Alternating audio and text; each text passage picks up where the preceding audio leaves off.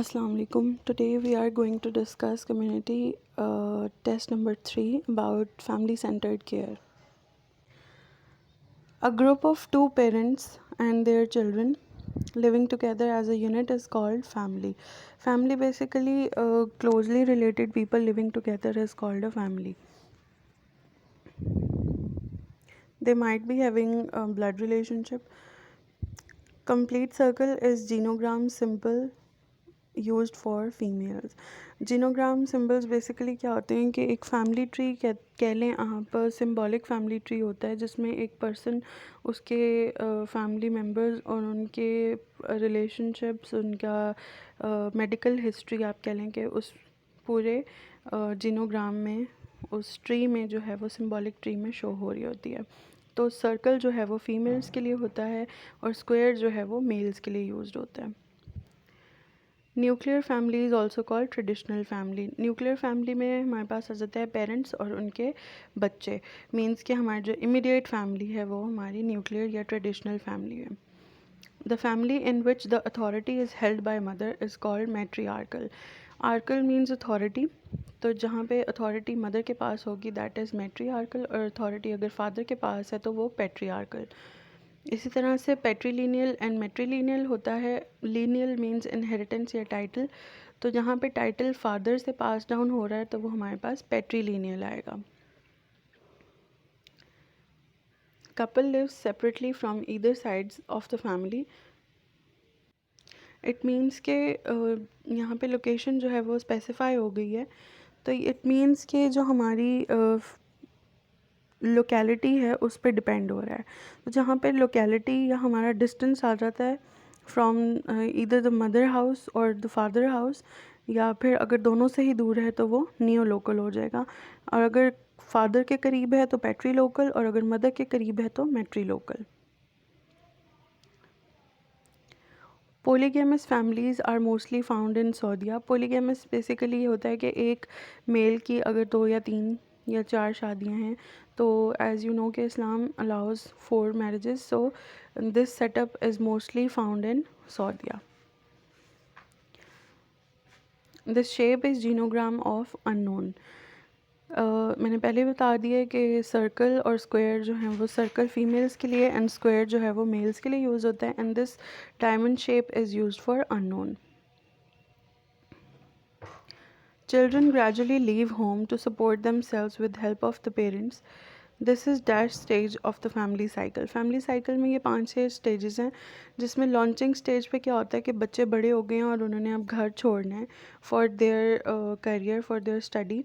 तो उस स्टेज को हम कहते हैं launching stage. Middle age, where couple renews their relationship, is also called empty nest. Basically यहाँ पे क्या होता है कि लॉन्चिंग स्टेज के फ़ौरन बाद जब बच्चे चले गए तो पेरेंट्स जो हैं वो अकेले रह जाते हैं, and then they renew their relationship and are also preparing themselves for the retirement. तो यहाँ पे क्या होता है कि ये एम्प्टी नेस्ट कहलाता है.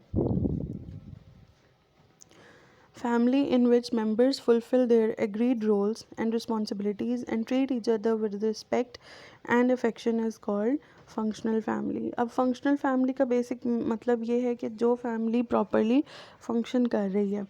अब फैमिली मेम्बर्स को अगर अपने रोल्स एंड रिस्पॉन्सिबिलिटीज़ पता हैं, एक दूसरे को रिस्पेक्ट देते हैं, एक दूसरे से प्यार करते हैं, तो क्या है कि वो एक फंक्शनल फैमिली है. इसी तरह से आगे हमारे पास डिसफंक्शनल फैमिली भी आएगी. Which of these functions family. अब फैमिली के फंक्शंस हमारे पास ये तमाम है. फैमिली ने आपको प्रोविज़न ऑफ एसेंशियल्स मीन्स के family will provide you with all your essential needs like food, house, money. Emotional support करेंगे, प्रोक्रिएशन या reproduction. All of these are functions of the family. What are the possibilities of dysfunctional family? Dysfunctional family अब ये है कि जो family जो है वो प्रॉपरली फंक्शनल नहीं है, इट मीन्स उसमें कोई ख़राबी है. अब ख़राबी किसी भी तरह से हो सकती है. या तो चिल्ड्रन जो हैं वो ड्रग एडिक्ट हैं. Drug addict children will most probably go for stealing. Alcoholic parent है तो वो बीटिंग की तरफ जाएंगे, या आपस में जो पेरेंट्स की हैं वो फाइट्स होंगी. फिर अगर अल्कोहलिक में ही देखा जाए तो कोई एक पेरेंट अगर अब्यूसिव हो जाता है, ठीक है, तो ये सब डिसफंक्शनल फैमिली के रीजंस हो सकते हैं।